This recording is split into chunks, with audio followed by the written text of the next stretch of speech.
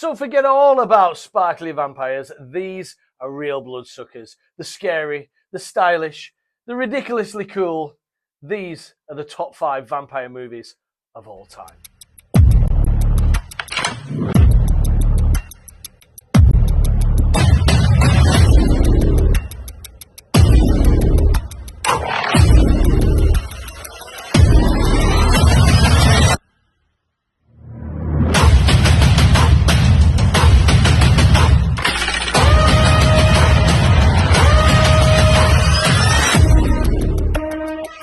Coming in at number 5 is Francis Ford Coppola's Bram Stoker's Dracula. Now, this film is absolutely gorgeous. Every frame looks like it belongs in an art gallery. Gary Oldman gives one of the greatest Dracula performances ever. 1 minute is an ancient monster with a hairstyle that looks suspiciously like 2 cinnamon buns. Welcome, Mr. Harker, to my house. The next is a suave gentleman stealing everyone's girlfriend. I am Prince Vlad of Sekai. Anthony Hopkins clearly has the time of his life as Van Helsing, chewing scenery almost as much as Dracula chews necks. I cast you out, the Prince of Darkness, into hell! It's gothic, it's romantic, and Keanu Reeves' English accent is almost as scary as the plot itself. Are the owner of Carfax Abbey at Purfleet. Congratulations. Bram Stoker's Dracula in at number 5, a visual masterpiece. At number 4, From Dusk Till Dawn. Now, if you've somehow avoided spoilers for nearly 30 years, this starts off like a bit of a crime thriller. And then suddenly, everyone turns into vampires and all hell breaks loose. Seriously, it's like changing the channels halfway through the film. George Clooney proves he can lead an action movie, thankfully before Batman happened. Hey, vampire killer, let's kill some fucking vampires. Quentin Tarantino's, well, very Quentin Tarantino. And then there's Salma Hayek as Santanico Pandemonium and that dance. The titty twister bar, yes, that's what it's called, becomes absolute chaos with exploding vampires, wooden stakes, holy water, and enough fake blood to fill a swimming pool. It's ridiculous, it's hilarious, and it's bloody brilliant. Welcome to slavery. No thanks. I already had a wife. The number 3 spot goes to Interview with the Vampire.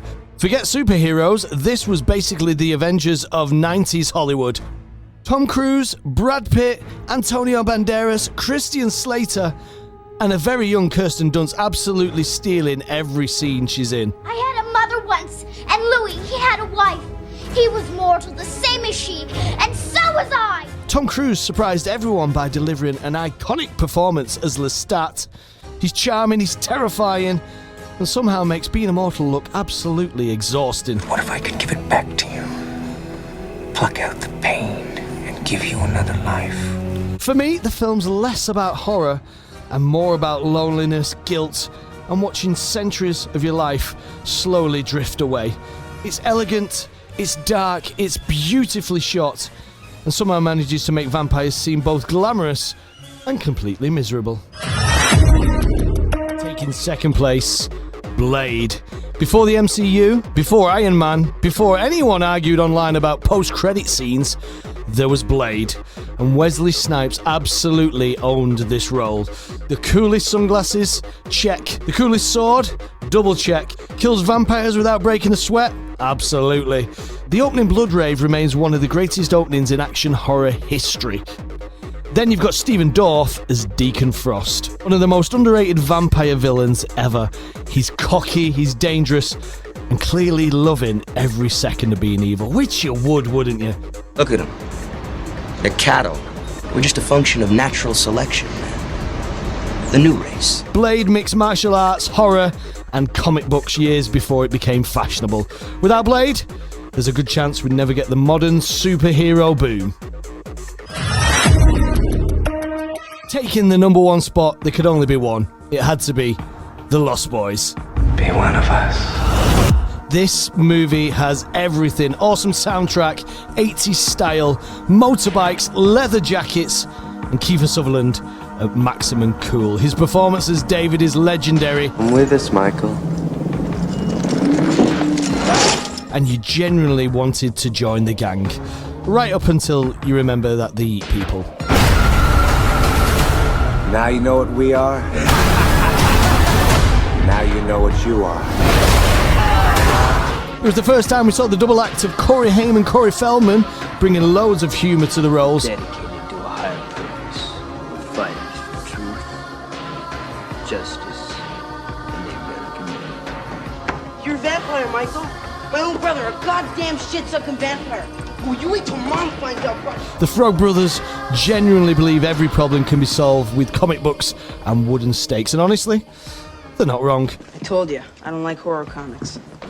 Think of it more as a survival manual. And let's not forget Grandpa. The man survives the whole movie barely reacting to anything, then drops one of the greatest final lines in horror history. One thing about living in Santa Carla I never could stomach. All the damn vampires. The Lost Boys perfectly balances horror, comedy, and action. Nearly 40 years later, it's still super cool. Just don't try copying their hairstyles. So that's my top 5 vampire movies of all time. Did I get it right? Or have I committed an unforgettable horror crime? Drop your top 5 in the comments, and if you enjoyed this countdown, hit like, subscribe, and remember. Don't ever invite a vampire into your house, you silly boy. It renders you powerless.